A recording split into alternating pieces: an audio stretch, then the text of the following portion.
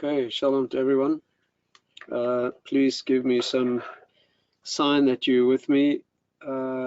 Just give me a yes or a shalom, please. Okay, great. Thanks to Bracha, thanks to all of you, Jewish Workshops, JLE. Welcome to Jamie, Hannah, Avram, Georgina, Harry, Michael. We'll say a few words about it. Mitra, Yaakov, Shirley in LA, Bracha in Israel, Ian, Toronto, Dina Rochel, Jerome, Scott, Jonathan, Malka in Brooklyn, I think, Jamie, Helene, Khani, Diana, Daniel, Ria, Shoshana, Shana or Shana? Oh, are you? Oh, okay, Shana, right. Sometimes get the surname wrong. I hope you get the emails that I sent you with some of those sharing. The Tunnel, Maury, Pasek, Deborah, Ruth, Neshama of Yitzchak Ben Zava passed away today. Okay, yeah, of course. Rivka, yes, of course, Harry. Okay, and greetings to Thelma. Who did I miss? Those are the names that I can see. Avram, Dr. Avram in LA. If you hear anything about the planned arrangement with Avram and Chaim, let me know, please. Haven't heard from them. Annie, Andrew. Okay, greetings to everybody. And also to those who sign on afterwards, not with us live at the moment, and especially to those of you in Israel who are going through extra harrowing times. It's all harrowing for all of us, but can only imagine what those of you are going through in various parts of the country. And let's just say before we begin, people are asking, I see a lot of things on my screen saying, you know, what should be our response, and make some comment about it. So a few comments, I think, probably in order. And some of the basics, I think, are, first of all, I think the most basic thing probably is common sense. You know, common sense to realize what we can know, what we cannot know. Let's get that clear first. We don't know why exactly things happen. It's very immature and dangerous to say this happened because of that. This sin, that sin, that's not appropriate. We're always in danger. We're always under existential threat, in Israel in particular, but everywhere in general. Sometimes it breaks through, often miraculously it doesn't. And obviously it means soul searching, see what we can improve. That needs to be done. Some things are specific, first of all in general, and then in specific. Generally, whatever you do in your life that's worth doing, you carry on doing. You should be living your life as if it was your last day anyway. It's a very important exercise to do that. Are you doing what you're doing now if it were your last day of life? If yes, then keep doing it. You're doing what's right. If you have a secret fear, anxiety that what you are doing is not what you should be doing, then you should be changing it anyway. Not only because of critical times, although that should stimulate such thoughts. So yes, I know that some people will say they're going to work and earning a living because that's a long-term need, but basically if that's a mitzvah because you need to be doing that, then what you need to be doing. And therefore you should be living always as if you have limited time, because you do. So when a crisis affects us, it just takes a moment's thought to rejiggle or rejig in your mind if you're living correctly in the first place, and to re-establish priorities that should be there anyway. If your job involves outreach or teaching Torah or helping people in whatever way you help them, or indeed supporting your family, then you continue doing that. Do you carve out a little special time for extra tefillah, davening, prayer, etc.? Yes, you do that. So that brings us to the second point, and that is that we know that tefillah, prayer, is extremely important and extremely powerful. And the technical reason for that is that although there is a extensive discussion or debate in halakhic sources about exactly what is the nature of the mitzvah of prayer, all agree then in one circumstance it's a Torah mitzvah. Again, is prayer rabbinic mitzvah? A good thing to do? Do you only fulfill it sometimes? What are the times of prayer? This is an extensive debate and discussion. But what's clear is that what's called tefillah le'et mitzvah. Le'et mitzvah means at a time of distress. So there we have a clear agreement that even according to opinions that hold that tefillah, prayer, is not always a mitzvah at the same level, but it certainly is a Torah obligation at the time of distress. In fact, in Torah times, it would involve also blowing of trumpets and various other things as well, probably fasts in certain circumstances. But there's no question that prayer, individual and absolutely as communities, even more powerful. Yes, no question about it. And therefore, that is a primary obligation. It's important for many reasons. One is because it's an obligation. Second is it reestablishes your conception of who's in charge, right? We all have tremendous admiration for Israeli resistance and the Israeli army. We owe an inexpressible amount to them. But we need to know that without the commander-in-chief, unfortunately, their efforts will be useless or worse. And therefore, it is very important not to be complacent behind the feeling that we have a good army, right? Without going into potential failures. It's very important to know that that army, and indeed our national response, whether it's military or support from behind the lines, whatever it is, or indeed countries outside of Israel, it's very important to know and keep a focus on the fact that without Hashem's direction and support, our efforts are useless. It's very important. Doesn't mean we minimize our efforts at all. Absolutely not. We work on both fronts. So, one, we remind ourselves where the genuine energy comes from. Secondly, we appeal. We daven to Hashem. Despite what was decreed at Rosh Hashanah Yom Kippur, we can tear up a bad decrees. Even though this must have been decreed in some way, nevertheless, we can alter that. It takes much more effort to alter a decree than to prevent it in the first place. We have to rise to the occasion and make that extra effort. And therefore, number one, prayer, obligation. Number two, remind us where the correct address is.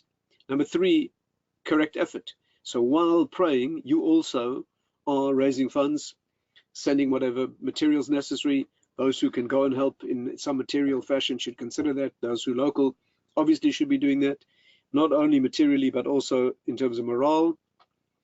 A default position for people living in Israel is not to leave. Again, let's be clear about this. There are many reasons why people in Israel right now might need to leave, and then if they have a good reason for that, yes. But first of all, it's a mitzvah to be in Israel. Secondly, although this may sound weird, it's usually the safest place to be. Usually the safest place to be. So that needs to be borne in mind. Even though, unfortunately, as the years have gone by, the miraculous protection we've experienced in Israel, right, has been declining, right? And a definite message to us. 1948, completely miraculous. 1956, also. 1967, you'd have to be blind not to see it. And then things start to go downhill. 1973, unfortunately, not like that. Surprise attack, many losses. This time, much worse than before. There's a clear message here in that trajectory. In other words, right? Hashem gives us the benefit of the doubt, protects us miraculously, but as time goes by, if we don't shape up enough, you see the direction and the tragedy and the cost. Hopefully, it's Hashem, get the message this time and come through with his protection again. And hopefully not only to get back to where we were before, but a much safer situation, much more radical solution than before. Even there, our hands are tied, as everyone knows. Get too radical, and then we risk a conflagration of countries, not only of one enclave within our borders. So, very complicated situation, and therefore we definitely have to turn in the right direction, and therefore maximum effort in appealing to Hashem, maximum effort in help whatever you can. If people ask whether they should leave Israel, the default answer is no. First of all, it is a mitzvah to be there, and you need a good reason to leave. Secondly, it weakens people's morale. That means when the country is fighting to defend itself and people are leaving, okay, that may weaken morale, and therefore you need a reason to leave. If a person's panic-stricken, or they're a burden on others, and they would help the situation by leaving. There are many, many good reasons to leave. Some people simply caught there and they live elsewhere. They need to return to their normal activities. There are many, many, many reasons to leave. But if someone's asking all else being equal, all else equal, those who there should not. Should people from outside go to Israel? I think only at a time like this when you can add, where you can help in some material way, or boost morale, or some. Absolutely, yes. You live there, absolutely. Why not? So I think that makes sense as well. And how should prayer be organized? I think a very good way to begin is the traditional Jewish way, which is Tehillim. Psalms, let me remind you that the Sforno has a wonderful introduction to the theme of Psalms. 5 categories are contained within Tehillim, within Psalms. Anyone would like to see, look up the Sforno's introduction to the book of Tehillim. If anyone wants, please reach out to me. I'll send you a photocopy of that page. I think on our last trip to Prague, we discussed this, or on our previous trips to Prague. But let me remind you, the Sforno says that Tehillim is divided into 5 books, and there are 5 themes in Tehillim. The first one is praise, right? One always begins with praise. Notice that the Shemona Esrei, the Amida, begins with praise of Hashem. That's always the way to open a discussion with a king. The second is tefillah, or prayer. After you've praised, that's a correct courteous and courteous protocol. You now ask for what you need.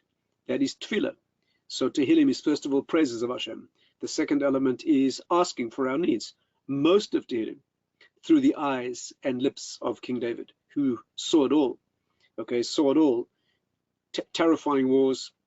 Okay, treachery from within his own family.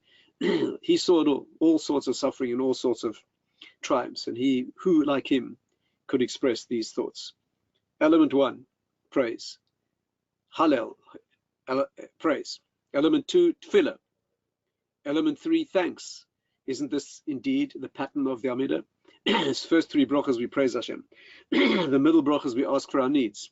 We sign off with thanks. So those are the 3 elements of Tehillim. The 4th one, tshuva.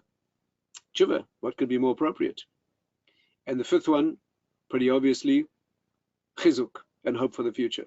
No matter how bad it gets, right? And sometimes because it's disastrously bad, a good outcome will be there at the end of the torment and the tragedy.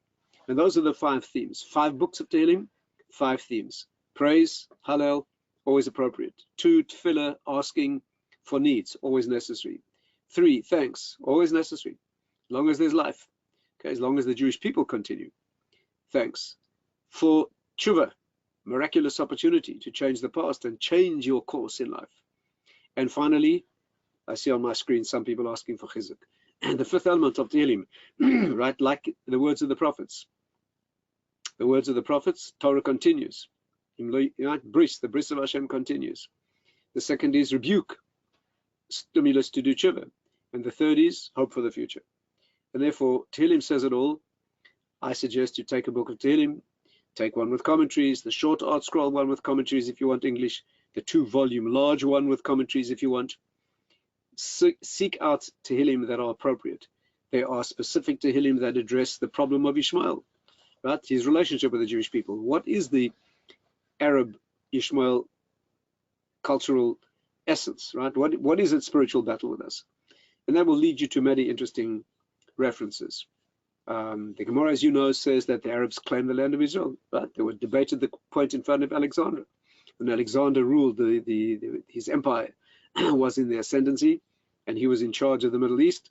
They took the Jews to a court case in front of Alexander, the Arabs. The Egyptians took the Jews to court case for one particular matter, but the children of Ishmael, right, the ones that we're dealing with in this particular conflict, they took the Jews in front of Alexander, and they said the country's ours, or at least half ours. We go back to the same forefather, and he had adjudicate the case, right? In the end, they were defeated, and the proof was that the land's ours in the most extreme fashion, and they had no reply to make. But they mounted a claim, and you see that nothing in Talmud is mentioned as a one-off. Everything is a consistent theme. Let me also remind you that Ishmael has a particular power of prayer. Yishmael means that Hashem hears them. Two interpretations of the word Yishma Kel. Hashem hears. The scary one is that Hashem hears their prayer. And Arab prayers are genuine prayers. Christianity has a problem of an idolatrous element, but Islam, they pray to God, right? If Yeshua Diskin, the great Rav of Yerushalayim, he would not walk in front of Arabs praying in the street. They're praying to Hashem, no question about it. The Rambam rules you can pray in a mosque. Why not? They're praying to Hashem. And therefore, Arabs have a very special power of prayer that's very scary. It needs to be taken seriously. We need to meet that with our power in a very, very intense fashion. And don't forget that their prayer is backed by tremendous imunah. They have total faith in God, right? I mean, they maybe have tremendous distortions in much of their theology, but not in the element of who the boss is, and their desire, I would say, their emunah, their willingness to go beyond life itself into that commitment. A very fearsome enemy from that point of view.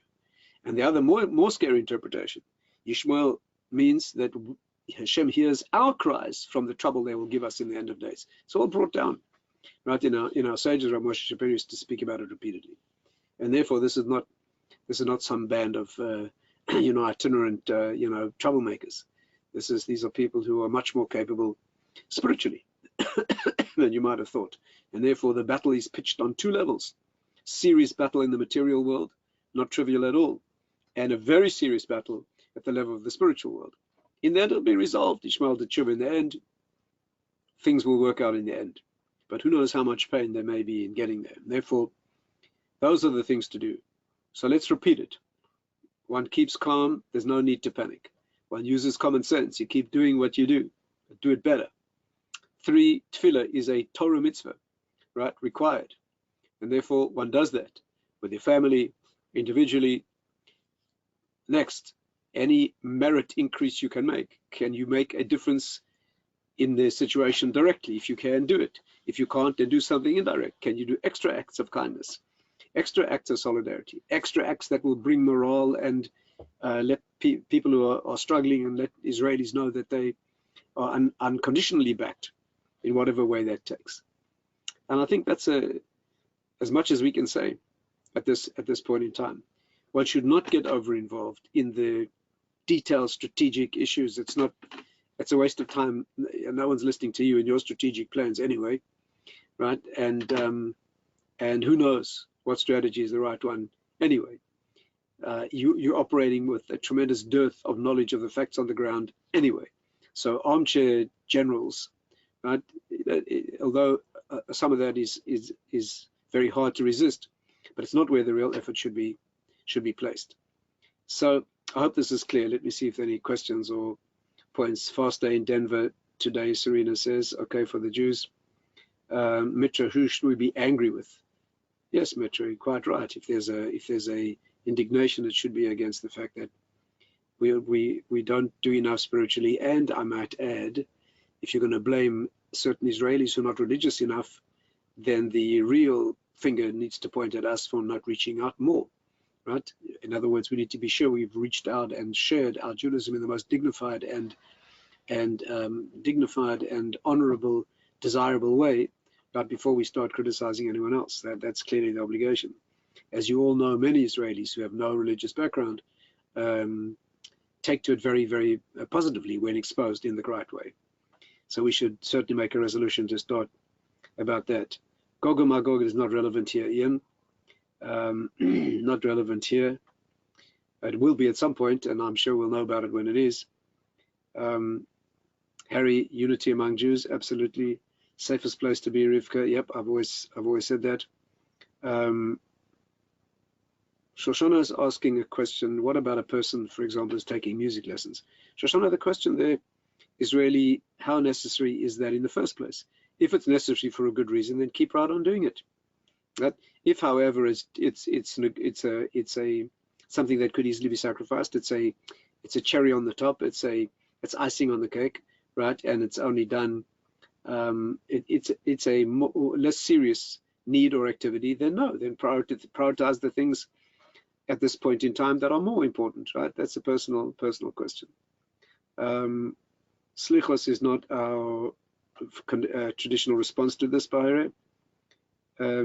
Sforno, Jackie, I don't think, I have seen, yes, I have seen an English Sforno, but I think it's on the Torah Chumash, not a Tehillim as far as I know.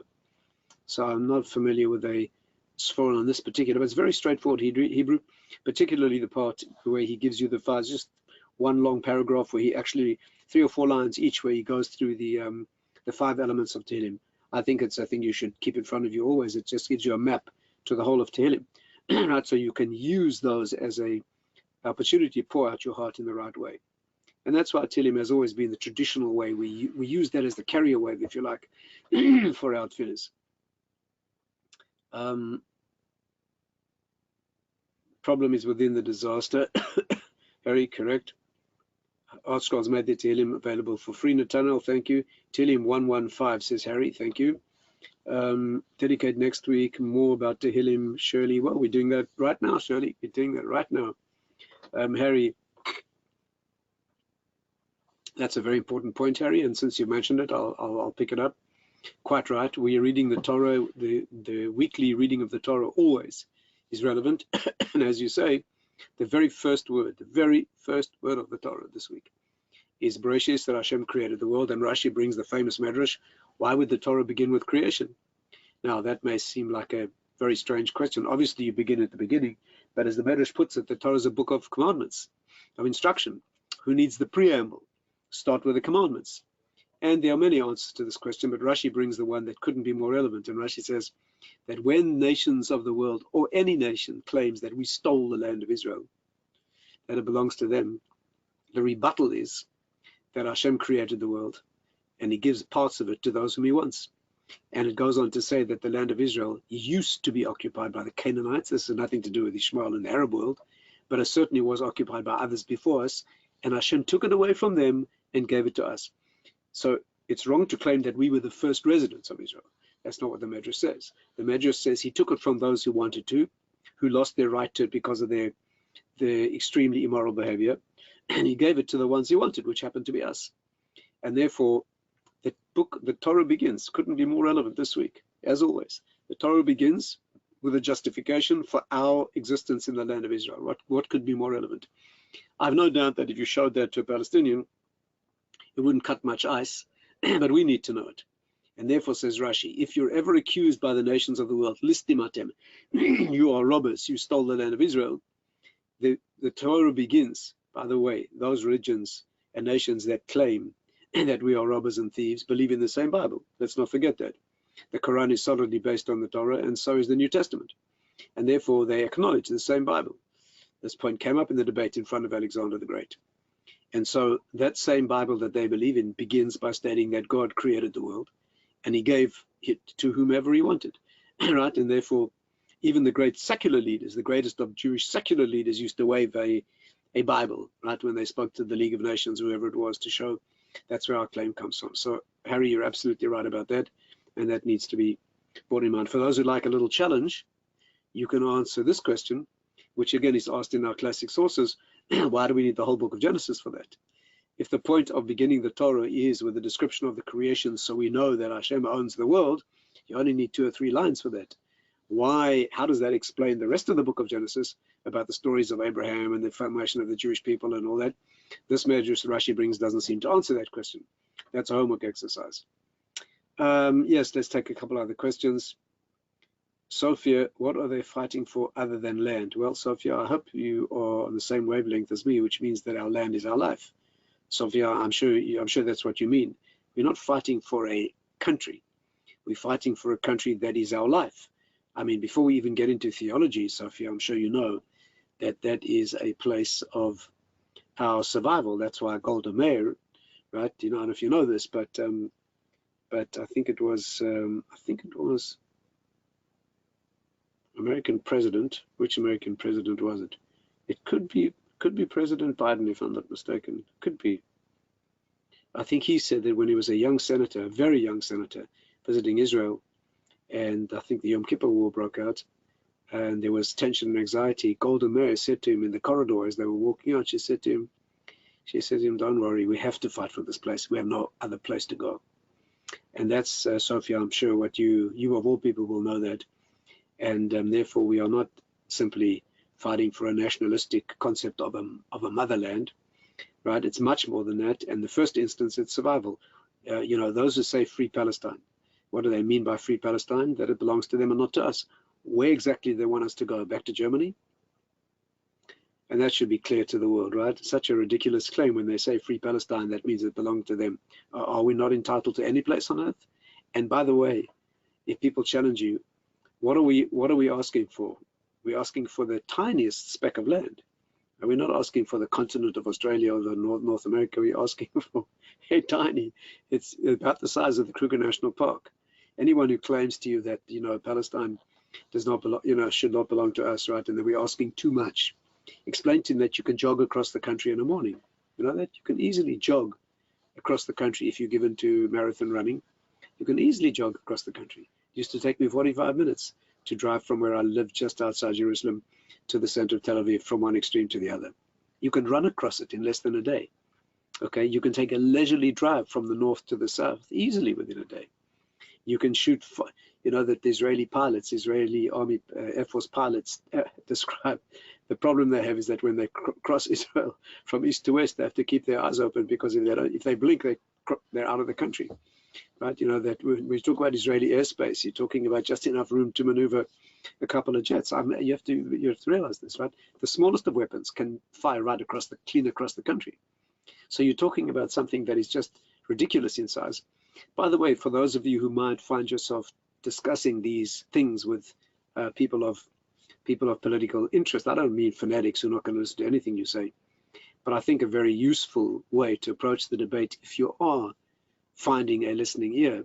I'll tell you something that occurred to me to say in a certain environment when I was facing a lecture hall, mostly comprising Islamic sympathizers and personalities. So here's a nice way you can frame it, you might find useful, and that is you begin the discussion by saying, I'm just giving you one, you have to know how to present these things, right? And there are some ways to present things that are knockdown ways that anybody with any intelligence will realize that there's no rebuttal to. And usually the successful way to do that is to use their argument, right? You have no fear of a rebuttal when you've used the point that they made.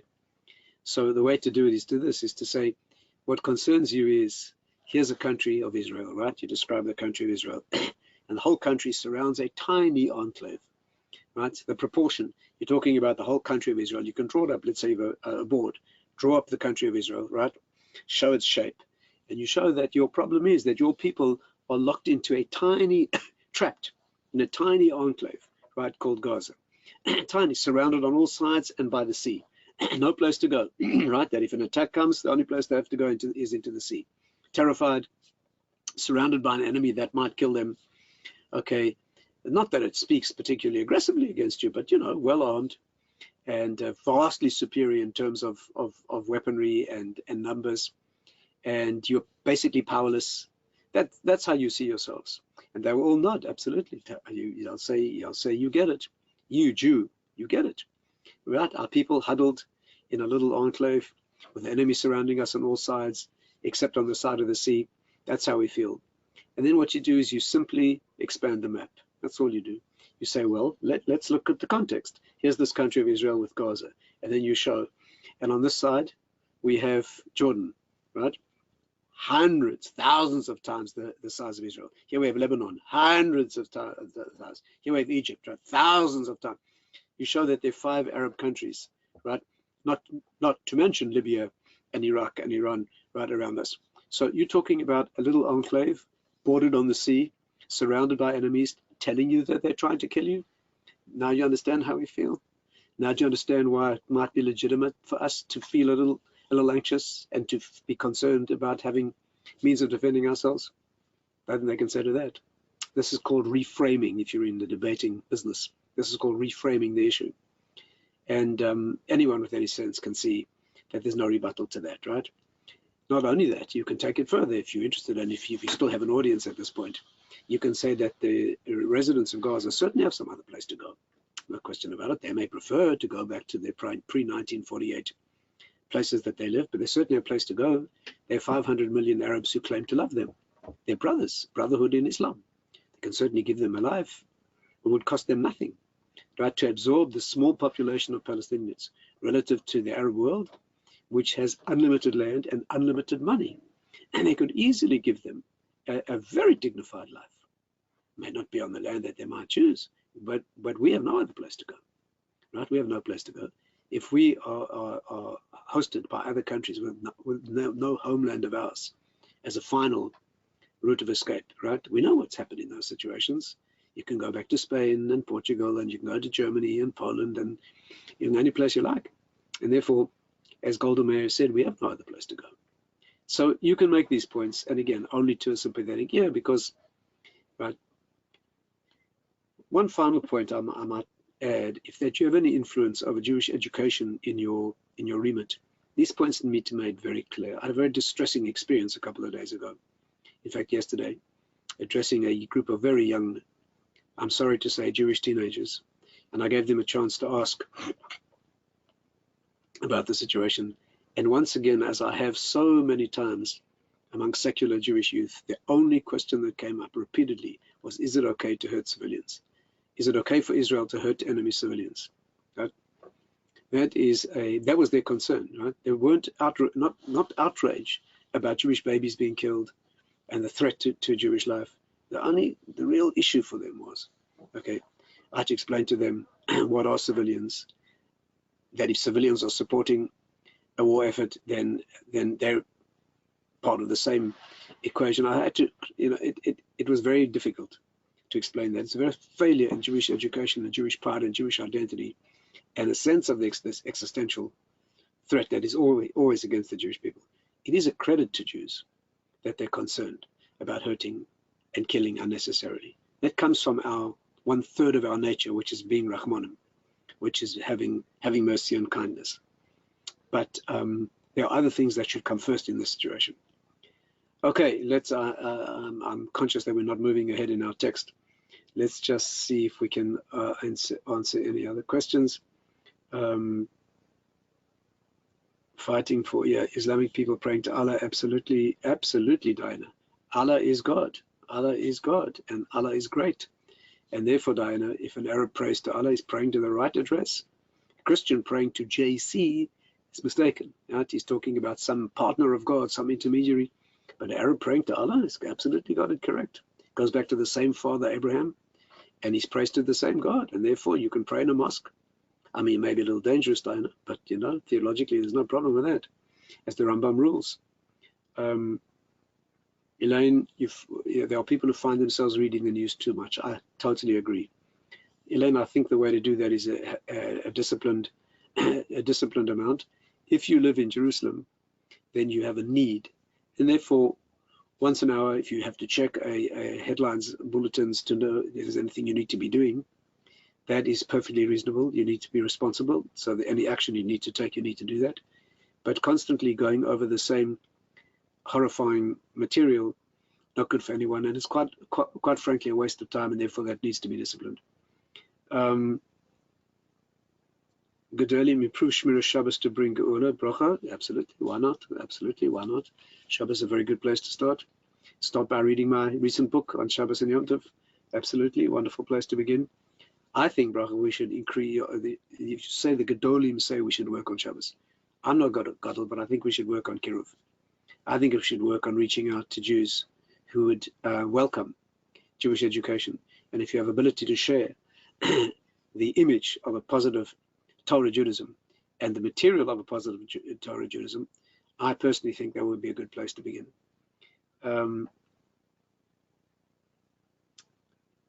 Cry out about Hashem's pain, Bracha, quite right. That's what we're studying at the moment.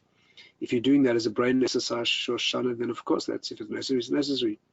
Which chapters talk about the Arab conflict in Tehillim, Nathaniel? Come back to me, I'll look up a couple for you.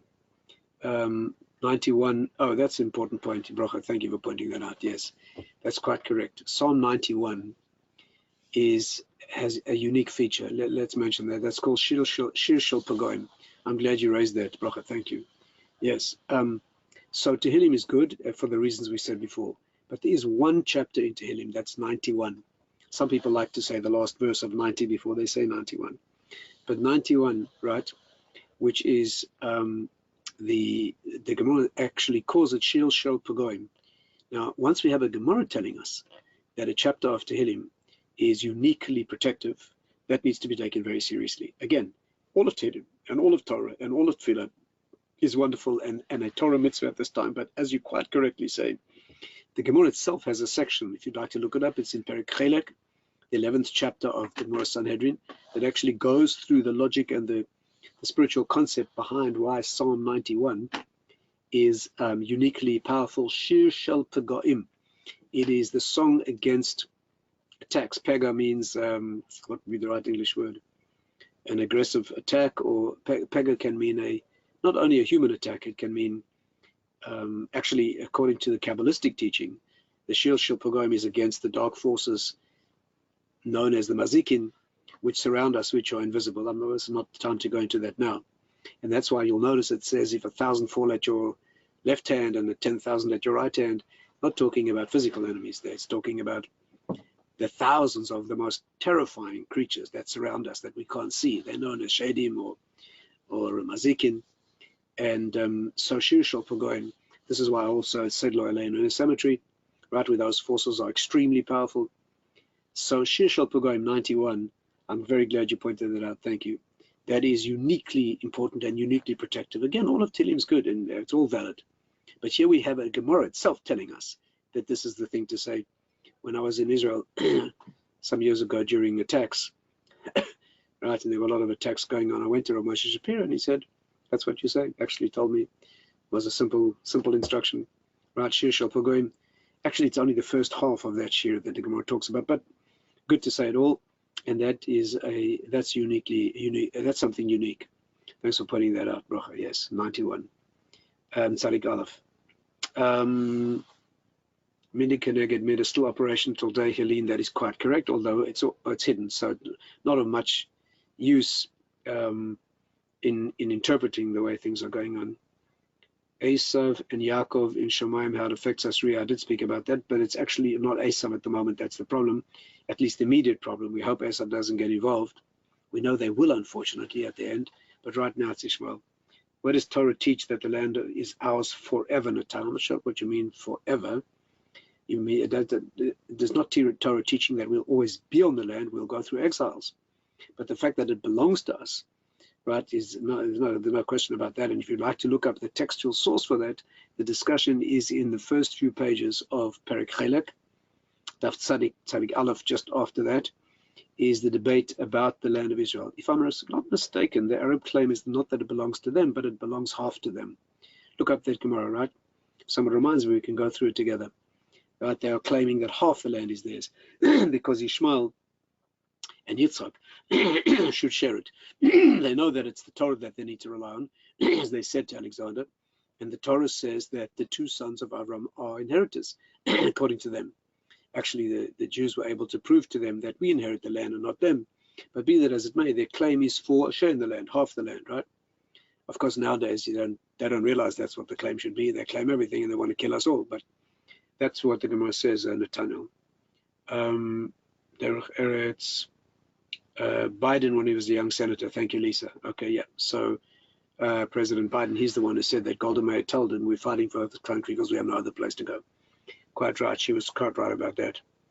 Rivka, I agree with you about Palestinian identity. Harry, Iran nuclear program.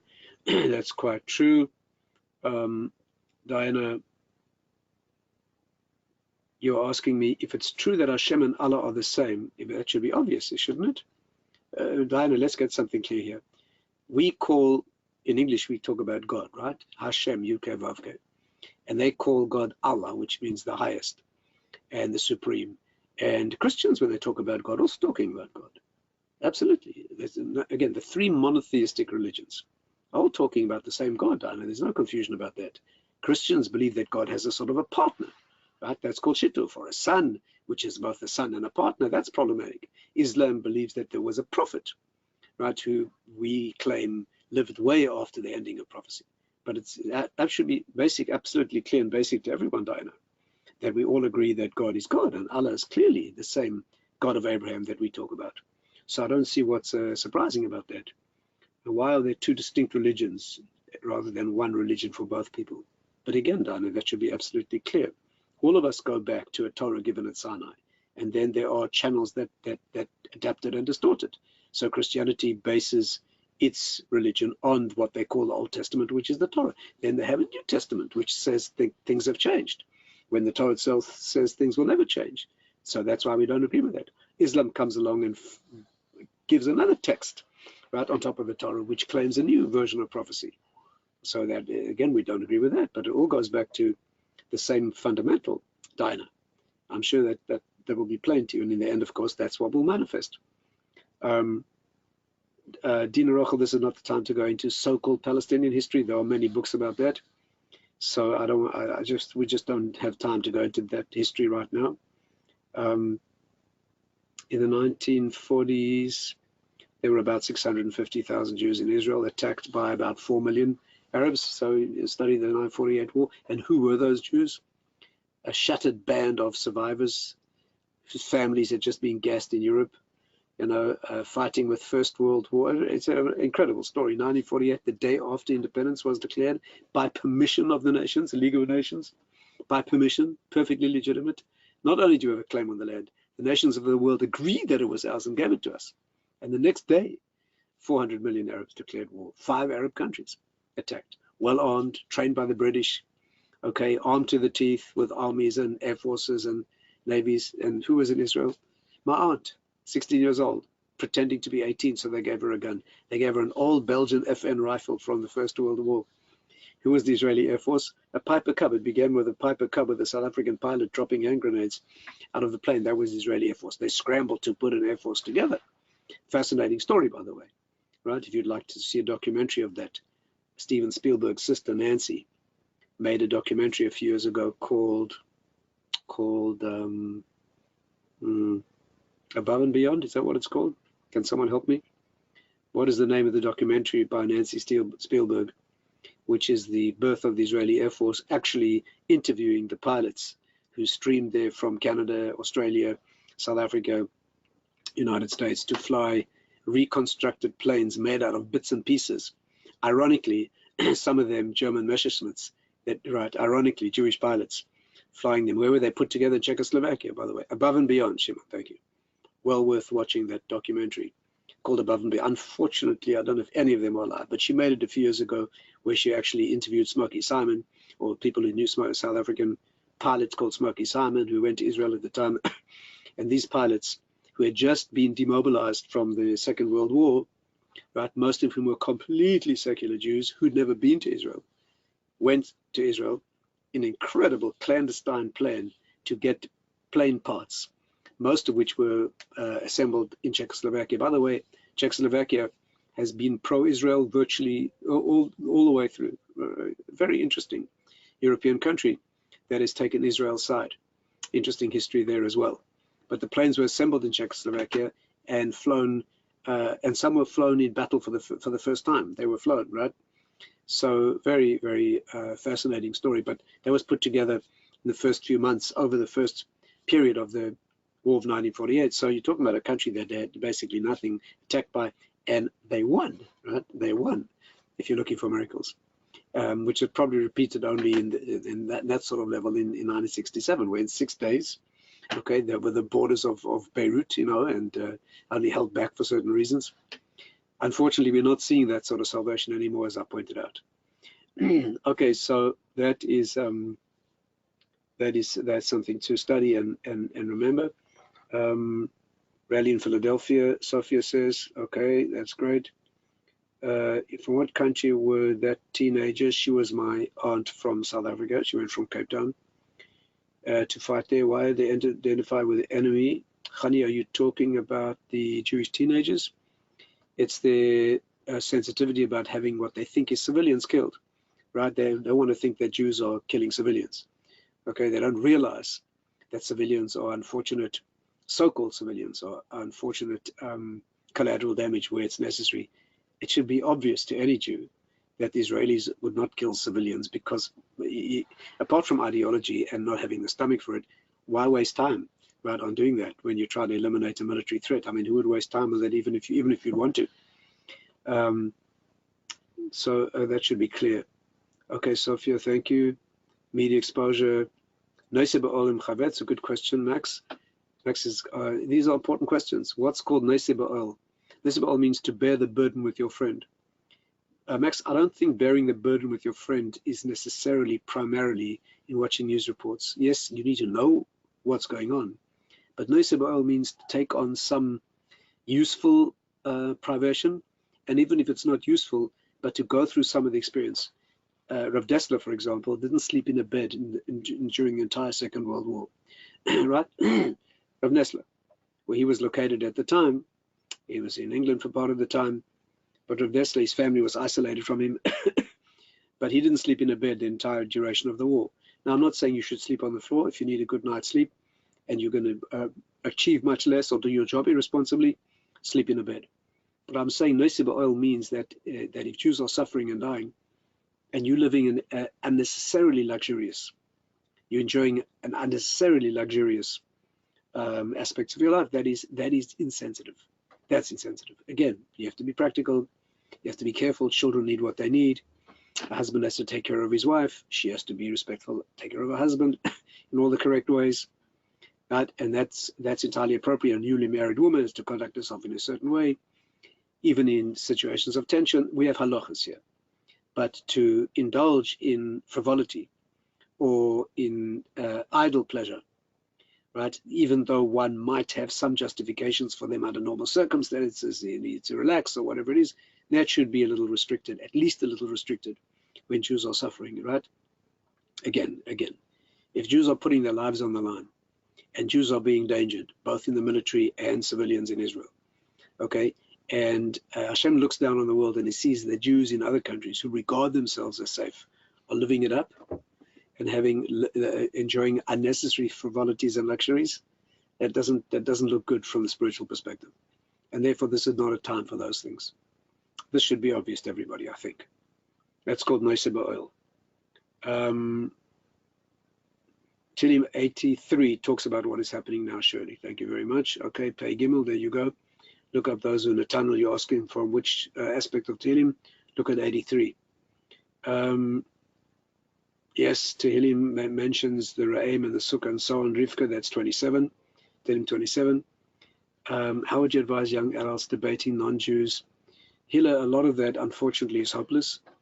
There's a lot of going on campuses. Shamefully, some of the most famous academic universities in the world today are either not supporting Israel or downright supporting enemies, even though unfortunately they're large Jewish student bodies.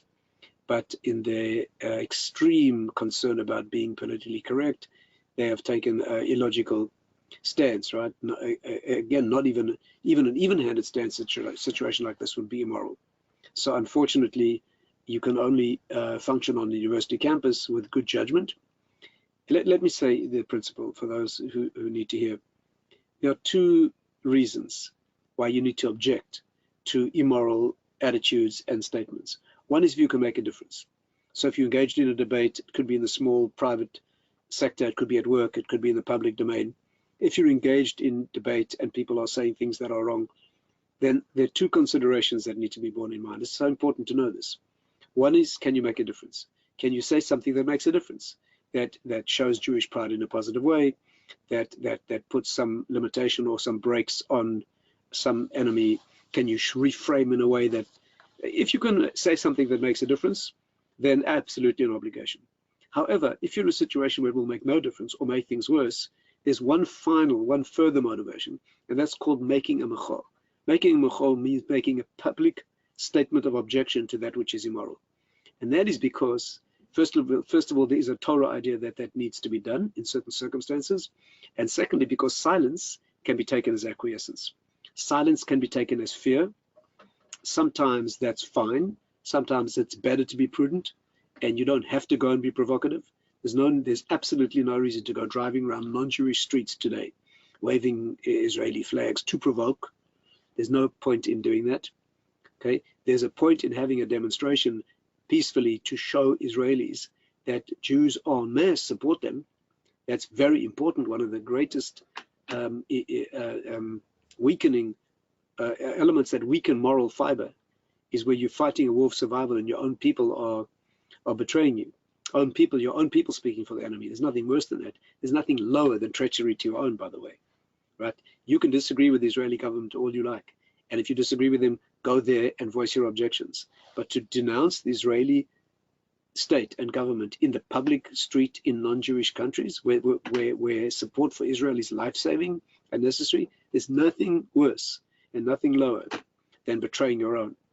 Okay, no matter what you feel about your family, you don't betray them in public. You don't denounce them in public to others outside. In the privacy of your family, tell them what you think, by all means. You want to go to Israel and become part of the system. You want to let the Israeli government from within. You live there and you want to tell them what you think. Absolutely, vote the way you want to vote, but be as vocal as you like. But to betray your own, or to work against the system when they need you for a survival thing, there's nothing more illogical and more disgusting than that. And therefore, there are two reasons. I see a lot of the questions on my screen. Should you speak up for Israel and for what's right and for what's moral? Two reasons. One is if you can make a difference, yes. But to speak up when you make no difference or make it worse or simply provoke, there's no point in that. It's just unwise. And secondly, even if you won't make a difference, but a statement needs to be made, the strength of character to do it. Again, it needs judgment. But statements need to be made.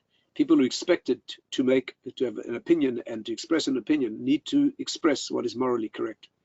And if a Jew is called upon in certain circumstances where a comment is called for, you don't have to be provocative, but what's right needs to be stated in many circumstances. That's called making a machor. Making a machor means making a, what's the English word, a statement of policy or principle, an open objection to something that is immoral.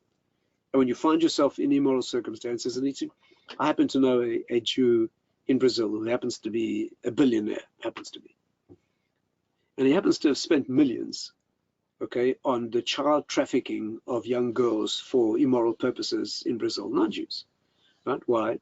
He spent millions on it, motivating the government to put programs in place for those teenage girls who are being trafficked, right, and basically sold into these immoral hands.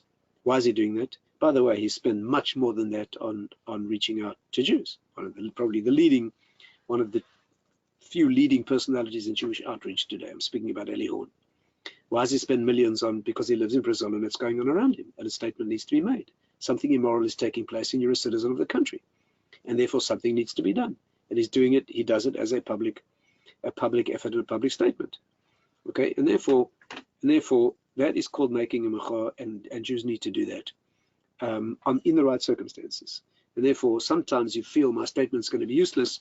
Nevertheless, if all eyes are on you, and you are seen as an opinion or a leader, and your silence will be taken as acquiescence or unnecessary fear or ambivalence, then you need to make a statement. But being provocative for the sake of being provocative is just pointless. I hope this is all clear. It should be. Most of it should be pretty obvious. Israeli army says 91 before going out to war. Phyllis, I'd like to think that's true. Diana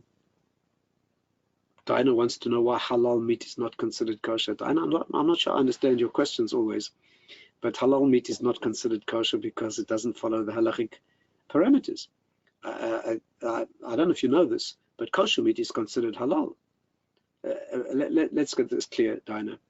When I see you seem to be troubled by the differences between Judaism and Islam if you pray to the same God. Praying to the same God is only the fundamental, but there are many details and obligations. And for example, Diana, you know that Muslims are not allowed to drink alcohol. There's no such prohibition in the Torah, but they have such a prohibition, right? If you have a kosher certification on a food, halal will give you a halal. I have a relative in my family who has a food business, and he has kosher certification. The halal authorities give him a halal certification. They only need to be sure that there's no alcohol, not even in the hand washes on the premises, not even the dishes washed in alcohol, right? That's what they come to check. They know there's no pork around. They rely on us for that. And by the way, this relative of mine, has 2 halal hechsherim certifications. One wants to be put next to the Jewish one, because then they say their Arab customers trusted more. And the other one told him they'd like it to be done that, but for political reasons they can't do that. So a kosher standard diner meets halal standards. But halal doesn't meet kosher, because we are much, much more fussy about how the animals are completely painlessly, virtually completely painlessly killed, and many other things as well. And therefore, it also happens to be that they make a blessing on the killing of every animal. We make a blessing once at the beginning that covers it all. Some Jewish institutions have had trouble getting a halal certification because of this particular point. But be that as it may. So they're 2 different religions, Dana. That should be clear to you. Derech Eretz, given the first Sefer Breshit, Jonathan, that's correct as well. Indeed, 50 years after Yom Kippur, a Yovel of freedom, bracha, that's true as well. Rabbi Hirsch, a history for the curious on what, Georgina? On which point? I'm not sure which point you're referring to. Reports that Am Yisrael, Am Echad, 1 week ago. Jeffrey, of course, and a unity that we can establish. It's tragic that it takes this sort of thing to generate unity, but of course, that's an excellent thing and necessary. Michal, what do the Kabbalists say about this war? I have no idea. No idea. I don't even know a Kabbalist to ask, Michal. Reform, narrative of Jews, colonialists, ownership, barbarity. Yeah, Les, that's a long statement. I can't read it all on my screen, but it seems that I would agree with you. What about simchas, Susan and Joseph? Well, if you're asking about a simcha that's a mitzvah, absolutely. Weddings should not be put off. Absolutely not. Why should you put off weddings? Absolutely not. Let's say there's a wedding that's due to take place under war conditions, which means that instead of having the big celebration, you'll have a small celebration. Maybe you'll have no celebration because people can't even get there. Absolutely. Don't put off a mitzvah like that. Absolutely not. And not only that, the bride should beautify herself. And you know, I presume you know that a Jewish bride, in the first month of her marriage, even if she's in mourning, she should wear her makeup, wash, and beautify herself and adorn herself and wear makeup. That's how we view the importance of closeness in marriage. And therefore, when there's a war going on, provided all else being equal, absolutely, we don't put off mitzvahs. So celebration may be out of the question for practical reasons. Now, what if there's a wedding with possible celebration? Then yes, absolutely. One would not be as extensive and as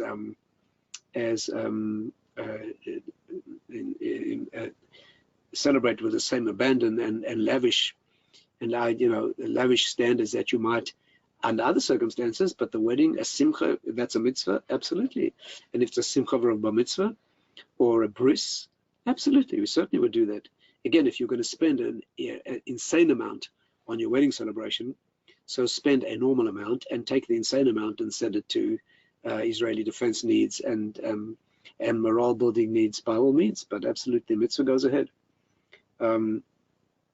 Aguda requests that you say 83, 130, 142. Okay, great. If Aguda says it, I'm sure it's a good idea. Yosef abstained from certain things and received the reward. Helene, well, he abstained. Are you referring to him as abstaining from forbidden relationships? Is that what you're referring to? But yes, well, that's a din. If you're referring to, let's be clear, if you're referring to husband and wife being together in tragic times, so during real tragic times when destruction is going on around you, that's not appropriate. That's true. That is true. But again, Helene, that has to be modified by mitzvah value. So if, for example, it's a woman's mikveh night, that would change things entirely. But indulging in physical pleasures in the midst of trauma and tragedy, that may be inappropriate. Now, if it's a mitzvah in itself, for example, a couple that needs to conceive, so then in the depths of tragedy, we've always done that, because here's the phrase to remember. The Jewish people, this was said by Rabbi Moshe Shekin, right, who happens to be a Rosh Yeshiva Nazata. He said that the Jewish people can plant trees in a burning forest. Very beautiful. The Jewish people plant trees in a burning forest, and therefore the trees need to be planted. We'll plant them even when the forest is burning. But it takes a sensitivity to know what is mitzvah activity and what is indulgence and where the line should be drawn. Michael, I am doing some hardcore Torah learning because these are halachas that we're studying. Okay, these are halachas of responding to Noiseh Ba'oil and which mitzvahs go ahead in these times of of difficulty. These are indeed mitzvahs, and therefore, Michael, this does qualify as Torah learning. Thanks, Les. Bruce, the name of the book that I mentioned, Bruce, I wasn't talking about a book, I was talking about a documentary on the Israeli Air Force that's called Above and Beyond. Bruce, just let me know if that's what you meant. The book is called, the documentary is called Above and Beyond, made about, how many years ago? Maybe 10 years ago, 8 years ago, something like that, by Nancy Spielberg, right? About the documentary about the origination of the Israeli Air Force. Very moving. If that's what you meant, Bruce. Mashiach and redemption by Hare, everything is a sign from Mashiach and redemption. Important to feel that tsar separates us from the pain. You're losing, absolutely. Eliza, well, the Rambam says, let's get just to get that reference clear. Separating yourself from the community is a very serious prohibition. What the Rambam in fact says in his 13, in his reasons that people lose a share in the world to come, is someone who dissociates himself from the Jewish people completely. And then he gives an example. He says, someone who does not fast during Jewish fasts. And he's obviously not talking about the obligatory fasts. And obviously, that's a person who's abandoned his Judaism. He's talking about somebody who has not abandoned his Judaism, but detaches himself from the Jewish people, not feeling their pain at all. So, Eliza, to be guilty of that, a person would have to detach himself to the extent that in policy, right, on principle, he never fasts in the community's fasts. So, yes, you'd be correct about that, quite correct. Serving God with joy during these sad times, Hila. This requires a long discussion of joy and happiness, and it's always an obligation to be happy, Hila. It's always, sometimes more, sometimes less, but always an obligation. In the month of Adar, we increase rejoicing. In the month of Av, we reduce rejoicing, but we rejoice always. Now, it's a rare talent to be able to be happy within tragedy. That requires a separate discussion, which you'll find an extended discussion of that in my book, my recent book, which is called Shabbat and the Festivals. There's an extended discussion about being happy in the midst of tragedy. That needs to be worked out in detail, and we don't have the time for that right now. Nefesh HaChaim, a few people are asking to have a message from Nefesh HaChaim. Okay, let's finish with that. The chapter we've been studying here is about feeling Hashem's pain. Okay, and he develops it in a many-pronged approach. So if we apply that to the current situation, what he's telling us is that when we are going through, you know what, let's read the paragraph, okay? He says it better than I can. So let's see if we can let's spend a couple of minutes, finish the chapter exactly on the theme that we're saying now. Here's referring to the verse that says, I am asleep, but my heart is awake. Needs explanation. Tamosi, the Jewish people in Hashem are referred to as twins. There's a unique empathy between twins. When one has a headache, the other one feels it. Let's say, Kan Amar HaKadosh Baruch Hu, Ken Amar HaKadosh Baruch Hu. Since similarly God says, Imoy Anechi B'tzara, what could be more appropriate? Imoy Anechi B'tzara, I'm with him in suffering. Hashem says, when the Jewish people are suffering, I'm involved in that suffering. When my twin is feeling pain, I naturally empathize. And Hashem is saying, I am your twin. We saw this idea of Hashem being the twin of the Jewish people from another perspective a few chapters ago. But here he's talking about this. Imay anechi betzara. When you are suffering, Hashem says, I am suffering. Okay? And that is what a number of you are referring to. And therefore, with Tanchuma in the Medrash, it says, Kol Yeshua Shabbat Yisrael, Yishal HaKadosh Baruch Hu. What could say it more potently than that? Any redemption, Yeshua, how would you translate that? Redemption, deliverance, any deliverance that comes to the Jewish people is that of Hashem as well. Meaning when we are in exile or in trouble or besieged or being attacked, the Shekhinah is being attacked as well, the divine presence. And so when we are redeemed or delivered, the Shekhinah is redeemed or delivered at the same time. Right? Because it says, because it says, I am with you, I am with him in the suffering. And of course, what it points out is it goes on to say, and I will show him my salvation. The insensitive translation is, I will show him my salvation. God saying, I will show you how I save you. But of course, the Medrash is wanting you to hear the other side of the meaning, namely, I will show you my salvation. That means that when you are redeemed, you will see that the Shekhinah, I am being redeemed as well. Right? This is a constant theme in learning verses, right? When Hashem refers to Beis Tfilasi, my house of prayer, right? My house of prayer. Beit Tfilati can be translated in two ways. My house where you pray, or the house of my prayer, where I pray, where Hashem comes to pray, as we've mentioned before. So similarly here, I will show you my salvation. The simple translation is, I will show you how I save you. But the deep translation is, you will see me being redeemed, Hashem says, in your salvation. But nothing moves without a verse, okay? This is in the verse. It's in the meaning of the words. We're talking about your salvation, because it says, we're talking Hashem about your salvation. It says it openly. In the Medrash Tehillim, it says,